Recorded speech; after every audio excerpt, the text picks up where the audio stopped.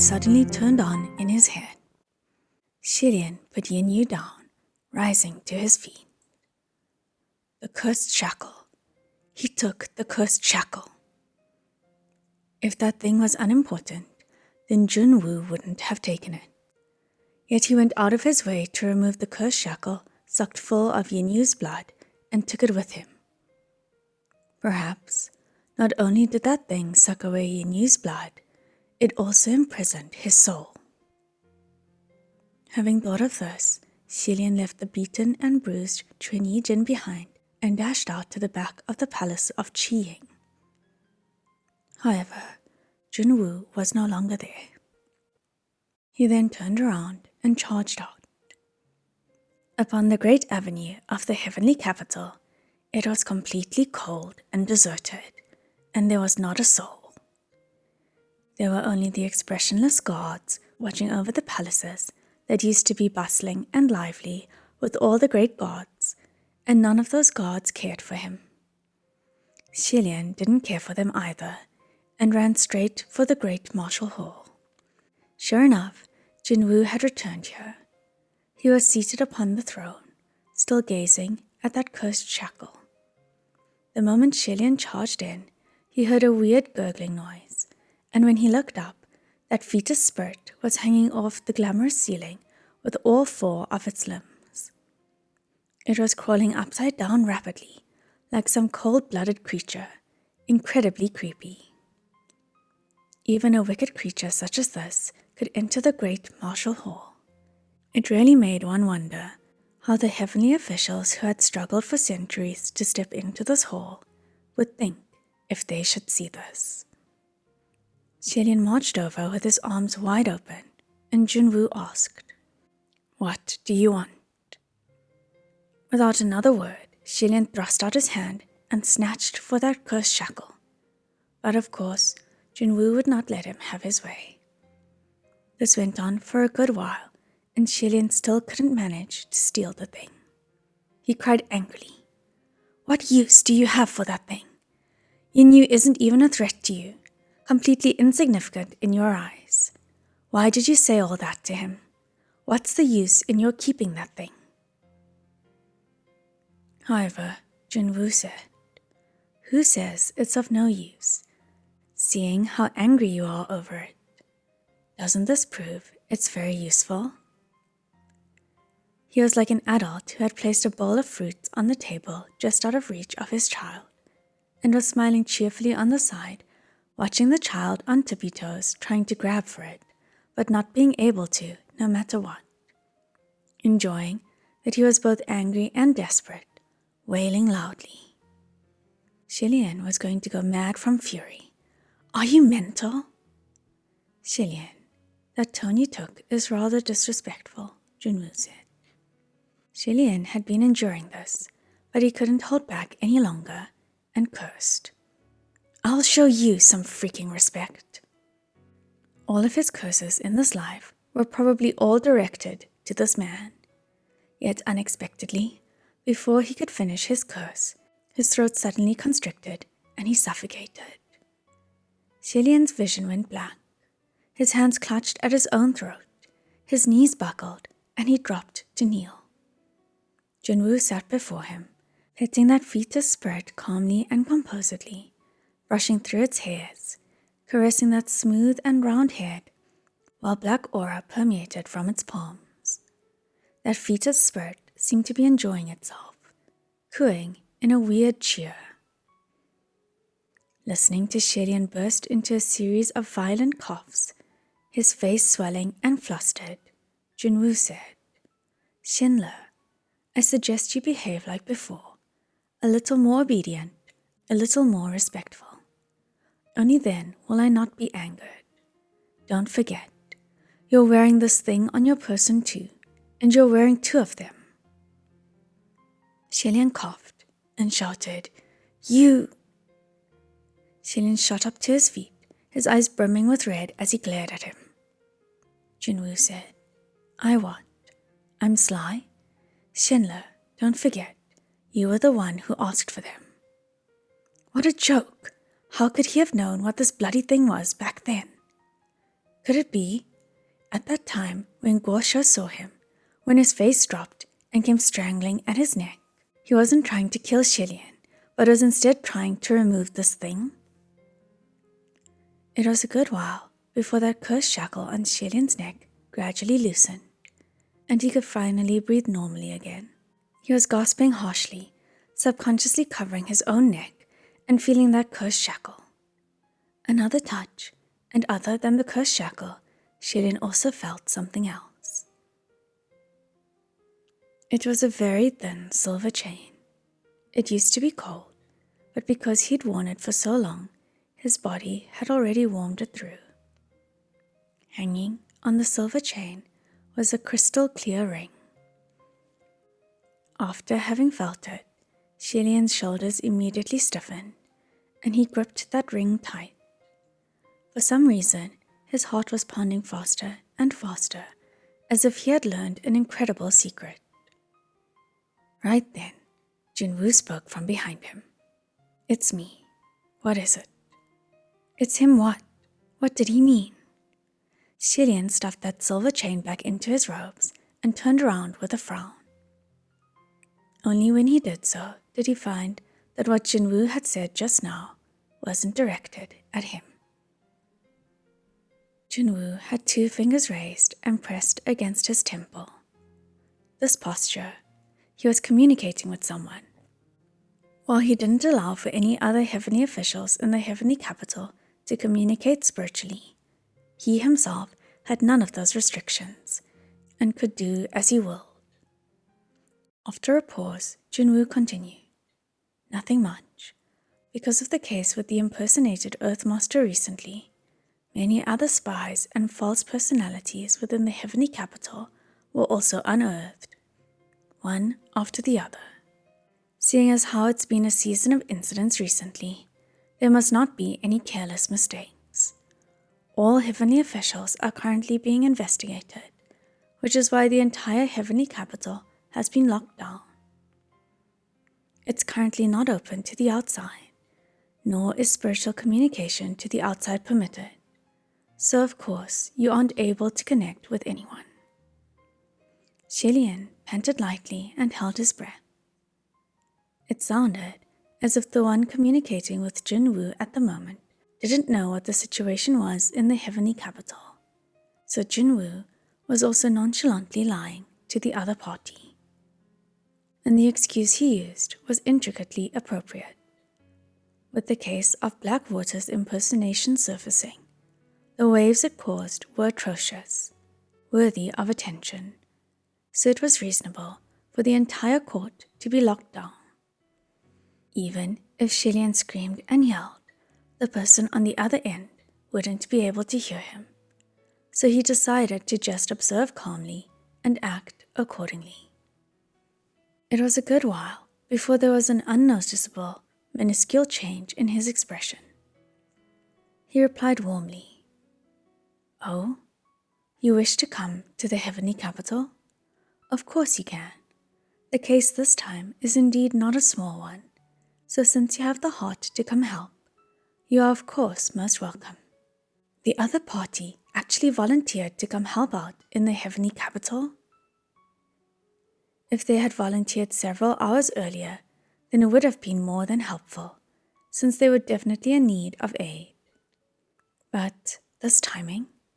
The entire heavenly capital had already fallen and become the lair of demons, so this was no different than jumping into a fire pit.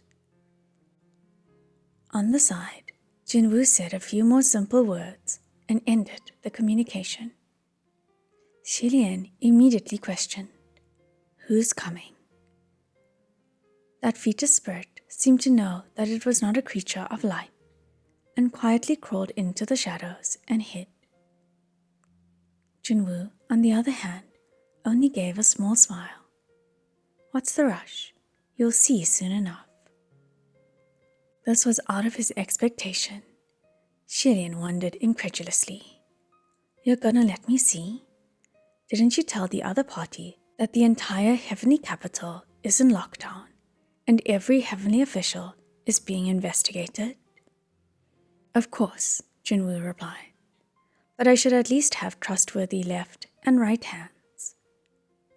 Ling Wen was technically still on the run, so naturally she couldn't play the role of Jun Wu's left or right hand.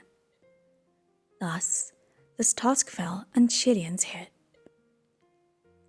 Just as he was contemplating, Jun Wu studied him for a moment and said warmly, "Shenle, just be good and cooperate. Don't bother with any silly tricks. I know you too well. I know everything on your mind." Jun Wu played with that blood-filled cursed shackle in his hand absent-mindedly and added, "You said it yourself. To me, Yin Yu was completely insignificant. Actually, it should be said that all heavenly officials in the heavenly court, big or small, are insignificant in my eyes. If you expose anything, you understand what will happen. So don't give anything away. Tidy yourself up. They'll be here soon." Xilian didn't speak, but he did indeed crawl up from the floor, dusted himself off, and really did tidy himself up. He walked over to stand in the position he had always stood, next to Jun Wu's side. Jun Wu approved, just like that. While Jun Wu's threat was very effective, Xilian also discovered something. He didn't seem to want whoever was coming to realize the truth of how the heavenly capital had fallen. This made him want to know even more just who exactly was coming. 2 incense time later, before the great martial hall, several figures finally appeared. They saw a lady cultivator in verdant robes riding a burly black ox, a sacred sword hanging on her waist, approaching languidly with several farmers following behind, each varying in size. It was actually the Rainmaster who had come. Xilian was slightly surprised. Based on how Jun Wu acted, the way he acted after he was exposed, he'd kill whoever would block his way and should have locked up anyone who approached. So why was he wary of the Rainmaster? Naturally, nothing could be learned right now. The moment she entered the great martial hall, the Rainmaster inclined her head slightly toward the two. "Your Royal Highness, my lord, how do you do?" Xilian pretended nothing was the matter and also returned the greeting. "Lord Rainmaster." He appeared polite and unfazed, but his mind was spinning. Just what could he do to tell the Rainmaster the real situation here at the heavenly capital? Jun Wu spoke. "It has been a long time since Rainmaster last came to the heavenly court." The Rainmaster, however, gave an irrelevant answer. "This lockdown at the heavenly capital is rigorous." Her words sounded as if she was puzzled, and Jun Wu responded, "It couldn't be helped. With the Blackwater case thus, the middle court has already plucked out over 50-some fake heavenly officials. It's deeply concerning if there are other pawns placed in the upper court." "I see," the Rainmaster said. The 3 of them chatted simply for a bit, and only then did Xilian realize that when Jun Wu spoke, whether it was truth or lie, his bases were always perfectly covered without any flaws. Exceedingly amazing. He had the mind to warn, but first, he was afraid Jun Wu would notice and take it out on the other heavenly officials. Second, he was also afraid to involve the Rainmaster, who didn't know what was going on, so his hands were tied. The Rainmaster didn't seem to notice anything unusual, and only inquired if there was anything that required her help. Jun Wu replied, "Not at the moment. However, once the investigation is complete, I'm sure there will be plenty of need for your assistance. Then, I will remain in the heavenly capital for now and await summoning," the Rainmaster said. Jun Wu maintained his smile. His thoughts couldn't be read. But even when they'd reached this point, he still hadn't shed all pretense. Sounds good. You've been absent from the capital for years, so it's good to take this chance to refamiliarize yourself. Your Rainmaster residence has been empty for many years now. The Rainmaster nodded and slowly stood down. Shilian knew the moment she left she would be monitored, and felt slightly anxious. Suddenly, the Rainmaster turned back and spoke. Your Highness. Shilian's heart skipped. Does Lord Rainmaster have guidance to impart? Could she finally have noticed something wrong? However, the Rainmaster said, Nothing to impart. I've been away from the heavenly capital for many years, so I've brought some souvenirs. I thought I'd gift you some. Would you be willing to receive them? Shilian hadn't expected it to be something like this, and didn't know whether to laugh or cry. Huh? Ah, thank you. Jun Wu, of course, never took gifts, and smiled as he allowed the Rainmaster's escorts to enter. Shinler, Lord Rainmaster is to gift you presents. Why don't you accept quickly? The way he said it made Shilian out to be a young child in need of discipline. Guests came to make a visit, brought a gift for the child, and the elder would make the child come out to receive it, before having the child utter thanks. Shilian had no choice, and a farmer approached, presenting with both hands a package of something very tightly wrapped. Shilian uttered his thanks casually, taking the package distractedly. Suddenly, his face changed, like he discovered something unusual. His back was facing Jun Wu, and Jun Wu shouldn't have been able to see his expression, but he still inquired, What kind of gift is this? When the Rainmaster saw he had taken the gift, she raised her hands in courtesy and smiled. Nothing valuable, just some local specialties, grown from the earth. If there is nothing else, I will take my leave. Please, Jun Wu said. Thus the Rainmaster tugged at that black ox, took her escorts, and slowly moved toward that Rainmaster residence that had been abandoned for many years. Shilian was still holding that present in his arms, and was just about to leave when Jun Wu called out, Hold it. Shilian indeed stopped, as if his feet were nailed to the ground. Jun Wu then said, Come here. Shilian went back into the great martial hall and turned around to look at him. Jun Wu stood up from the throne and took the package that was tightly gripped in his hold before he said, Now you may go. He certainly was a distrustful one, and directly took away the gift the Rainmaster had given. Shilian glanced at him and wordlessly returned to his palace of Shenle. Once he returned to the palace of Shenle, Shilian was so restless he paced back and forth within the hall. An unknown amount of time had passed when suddenly he heard a bright and clear voice. Your Highness. Shilian whipped around and saw that a raggedly clothed young man with a headscarf wrapped around his head had somehow unnoticeably hopped onto the windowsill. He was just perching atop it, grinning playfully at him. Shilian was overjoyed and dashed out for 2 steps, before he suddenly remembered that this youth had called him Your Highness just now, and Shilian stopped in his step.